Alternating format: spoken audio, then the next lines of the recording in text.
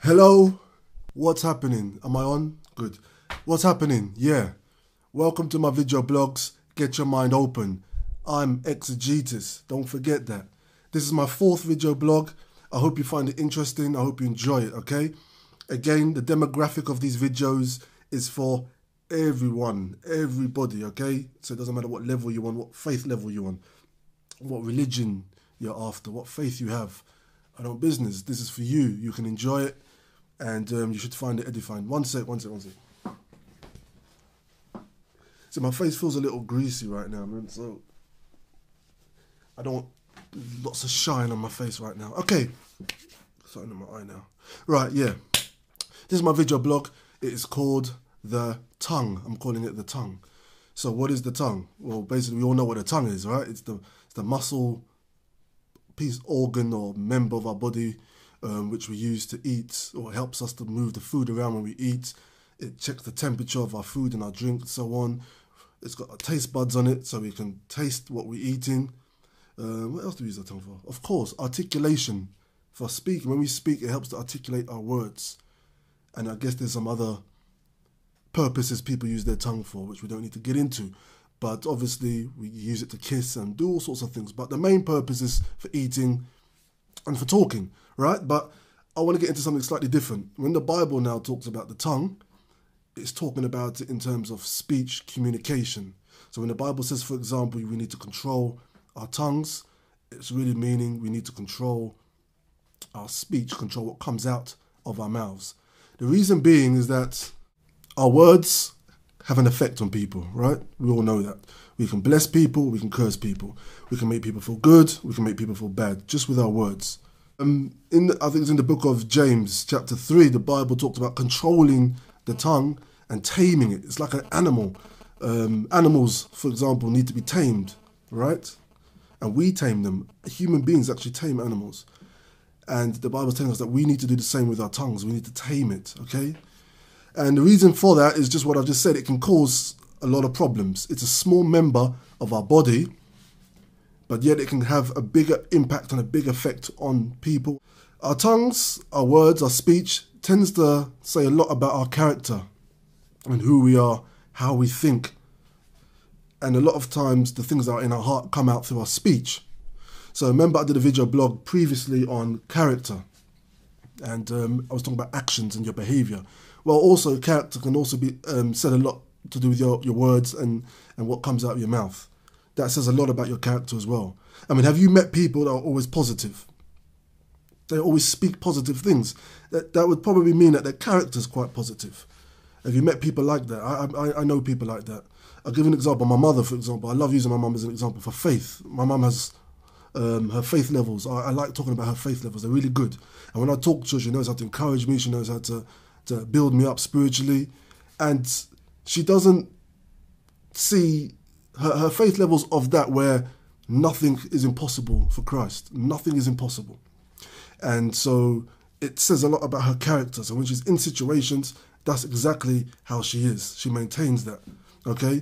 And I'm just trying to use that as an example that we should actually find people that can build us up, edify us, that are strong in their character, in our behavior, but also with our words and our speech. Find people that can speak positive things into your life and good things, okay? Now, also in the book of James, chapter 3, the Bible is talking about how a rudder, which is the part that steers the boat or ship, it's a small part of the ship, very small, and the ship's huge, but yet it still, when used, directs the course of the ship, right?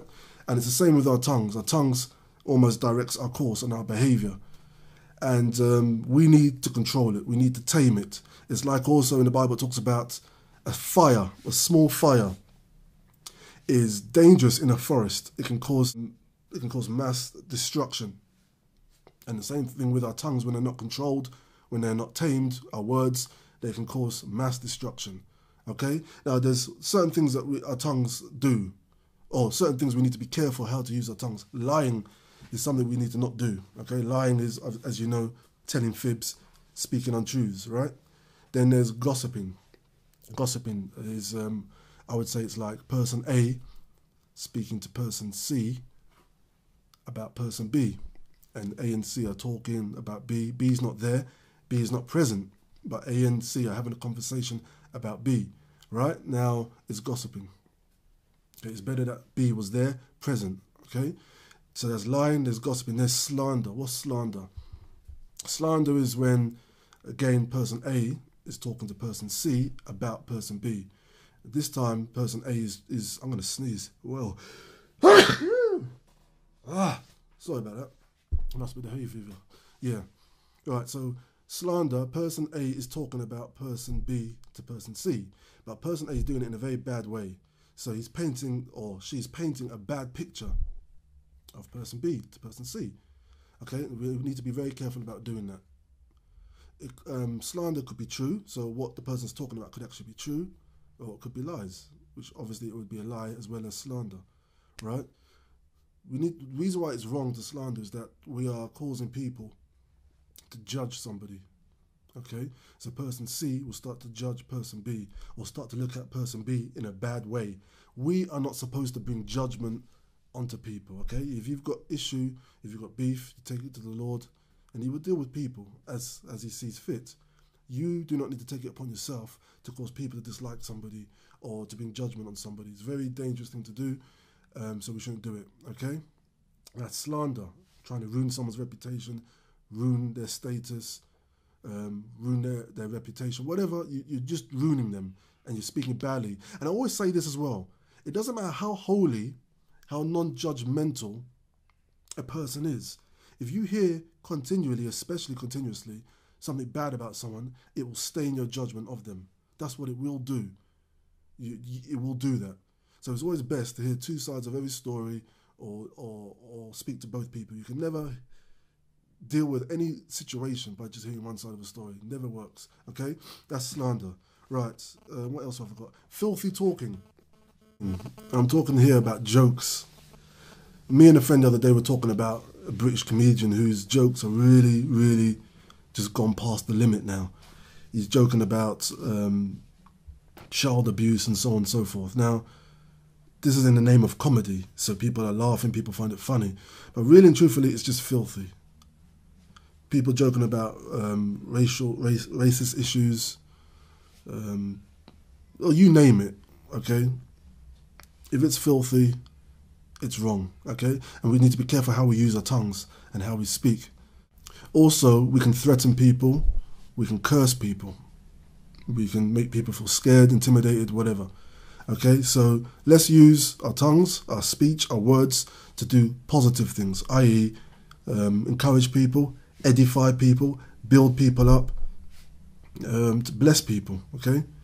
They are the uses for your tongue. So, okay, I'm done with this video blog. It was quite a short one, just to the point. Your words are powerful, they have an impact on people, so tame it. It's one of the members of our body which has a guard, our mouth. Our mouth guards our tongue, which means it needs to be tamed, okay?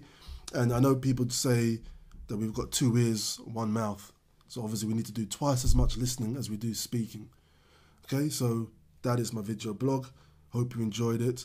Please share it out to different people, let everyone hear about it. And again, I hope you're blessed by it.